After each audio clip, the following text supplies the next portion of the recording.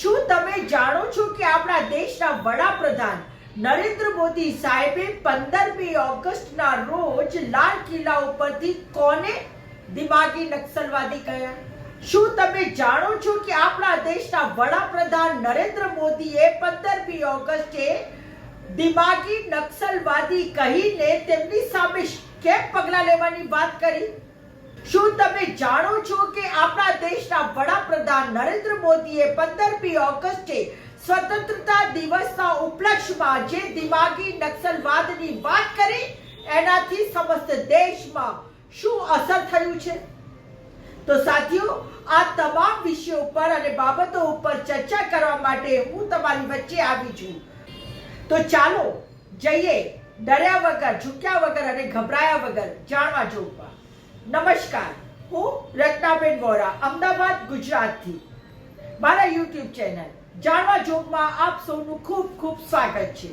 કોઈક શાયરે ખૂબ સરસ લખ્યું છે, ઝમીર જાગ્યું તો બળવાખોર ગણાયા, હક માંગ્યો તો રસ્તા પર ઉતારી દેવાયા. અજબ છે મારા દેશની આ શિક્ષણની સ્થિતિ, જે સાચું બોલે, પ્રશ્નો કરે તો તેને દિમાગી નક્સલી ગણાવી દેવાયા. આજે વાત એ દર્દની છે કે જેને શબ્દોમાં ગૂંથવું પણ જાણે ગુનો માનવામાં આવે છે. જ્યારે મહેનતની શાહીથી લખાયેલી તકદીરને પેપર લીકની ઊંધઈ ચાટી જાય અને કોઈ વિદ્યાર્થી રડતા રડતા પૂછે મારો ગુનો શું છે, ત્યારે સત્તા તરફથી જવાબ આવે છે કે તમે દિમાગી નક્સલવાદી છો. મજૂરે મજૂરી પૂછી, ખેડૂતે પાકના ભાવ માંગ્યા અને વિદ્યાર્થીઓ તો માત્ર એક નિષ્પક્ષ પરીક્ષાની માંગ કરી. પરંતુ આજે આ ત્રણેય વ્યવસ્થાની નજરમાં દિમાગી નક્સલી છે. વિચારો, જરા વિચારો, જેની ઉંમર સરકારી નોકરીની રાહ જોતા જોતા વીતી ગઈ, જેણે અડધી રોટલી ખાઈને પણ કોચિંગ ફી ભરી, જ્યારે પેપર લીક થાય ત્યારે જવાબદારી માંગે છે. આખરે કેમ પેપર લીક થાય છે? તો તેને જ ગુનેગાર બનાવી દેવામાં આવે છે. એક તરફ કોચિંગનું બજાર છે તો બીજી તરફ બેરોજગારીનો માર છે, અને વચ્ચે ઊભું છે એક યુવાન જેનું તૂટેલું સપનું છે. સાહેબ, જેણે નકલના બજારમાં દરવાજો ખોલ્યો તેની પાસે સવાલ કરવો શું ખરેખર ગુનો છે? અજબ સમય છે, અજબ અમૃતકાળ છે. અહીં ભ્રષ્ટાચારના સમાચાર નથી બનતા, સમાચાર એ બને છે કે જેને તેને ઉજાગર કર્યું છે. જ્યારે શિક્ષણ મંત્રી પેલેટ ગનના સમર્થનની વાત કરે ત્યારે તમે બાળકોના હાથમાં કલમની આશા કેવી રીતે રાખી શકો છો? ઉજ્જૈનની સડકો પર ઉતરેલી એ દીકરીઓ નક્સલી નથી સાહેબ, પરંતુ આ દેશનું એ જાગતું જમીર છે, જેને સત્તાની હાલરડીઓ હવે સુવડાવી ના શકે.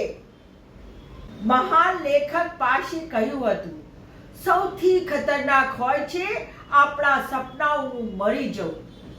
પરંતુ સત્તાના ગલિયારોમાં બેઠા લોકો, સાંભળી લો, આજે વિદ્યાર્થીના હિસ્સાની આગ ધગધગી રહી છે. કાલે મજૂરના ચૂલ્હાની ગરમી સવાલ પૂછશે. અને જો દરેક હક માંગનાર દિમાગી નક્સલી છે તો યાદ રાખજો સાહેબ, હું પણ એક દિમાગી નક્સલી છું. અને એક દિવસ એવું આવશે કે આખું જાગતું ભારત દેશ દિમાગી નક્સલી બનશે અને સવાલ પૂછશે. તમે તો સવાલ પૂછનારને દિમાગી નક્સલી ઘોષિત કરી દીધા છે ને? તો સાથીઓ, શું તમે પણ એક જાગતા માણસ છો, દિમાગી નક્સલી છો? તો તમારી રાય કમેન્ટ્સમાં જરૂર લખજો. અને મારા યુટ્યુબ ચેનલ જાણવા જોગને સબસ્ક્રાઇબ કરો, વધારે ને વધારે શેર કરો. આજે આ અવાજને બંધ ઓરડા સુધી પહોંચાડવાનું સમય છે, જ્યાં સવારની રાહ જોવાઈ રહી છે. તો સાથીઓ, મારા યુટ્યુબ ચેનલને સબસ્ક્રાઇબ કરવાનું ભૂલશો નહીં. આપ મને ઇન્સ્ટા, ફેસબુક અને એક્સ ઉપર પણ ફોલો કરી શકો છો. ફરી મળીશ એક નવા વિચાર સાથે, એક નવી વાત સાથે. નમસ્કાર.